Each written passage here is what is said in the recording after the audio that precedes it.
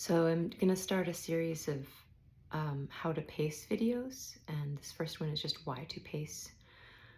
Um, I've been severe for 5 years, and I'm now coming up on 6 years out of starting severity. And the last few months, I have been improving to where I'm almost moderate, or maybe I am moderate now.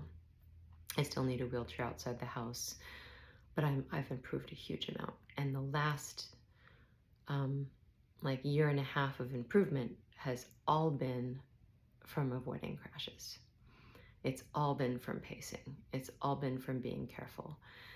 Um, my medications and treatments and things all took me so far, um, but they have not changed in the last year and a half. So the last year and a half of improvement has been just that. I haven't crashed since January 6th, 2021, which was the news stress crashed me. I was crashed for a month from that. But since then, I have avoided crashes, even from stress. And I have had stressful situations. I've managed to sort of let the stress wash over and past me instead of running inside it like I'm a hamster on a treadmill, just stressing and stressing and stressing. It's not easy, but you can cultivate that state of mind where even the stress crashes are less likely because you just sort of let it wash over you and past you. Every crash makes you worse, and that is why you avoid crashes. It's almost the only thing that all the experts agree on is that every crash makes you worse.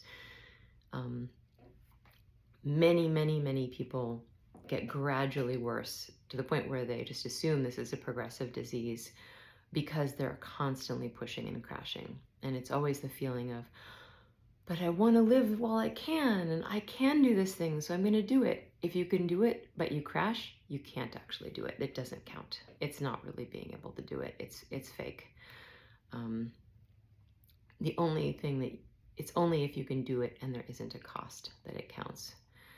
And if you think, well, I have to do this thing now, or I really want to do this thing now, what I always think about is, how will I feel when I can no longer do that as an option because I need a feeding tube and a bedpan and I can't roll over in bed, when these things are no longer a choice at all. So in my opinion, it's not actually a choice. It's a fake choice.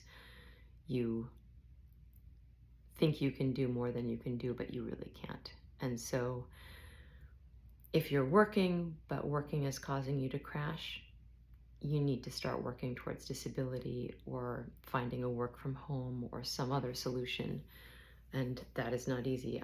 I'm very lucky that my husband's job pays for our living. I know that's not the case for everyone, but whatever you're doing, if it's crashing you all the time, you have to look for solutions now before it's too late, because you'll have less ability to deal with it later. If it's childcare and you have young children and, they're crashing you, you have to find a way. Like if it's a relative, if it's at all possible, like if there's situations where, it's almost impossible to handle childcare or income, but I'm telling you, it's going to get worse if you keep going like that, and then you won't have options and it will be harder to get help. So get help while you can, if you can. Teach your kids if they're old enough to help you. Like it's so hard, I know, but it's absolutely worth it, because I think you can get better with pacing. It has worked for me. It doesn't mean it will work for anyone, but what we do know is your chances of getting worse are far less when you don't crash.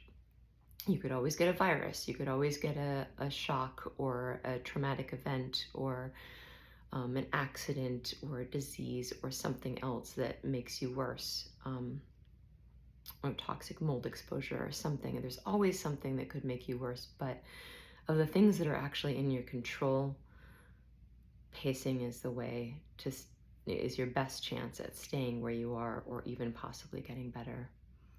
So I wish you all the luck with pacing, and I'll have more videos on pacing.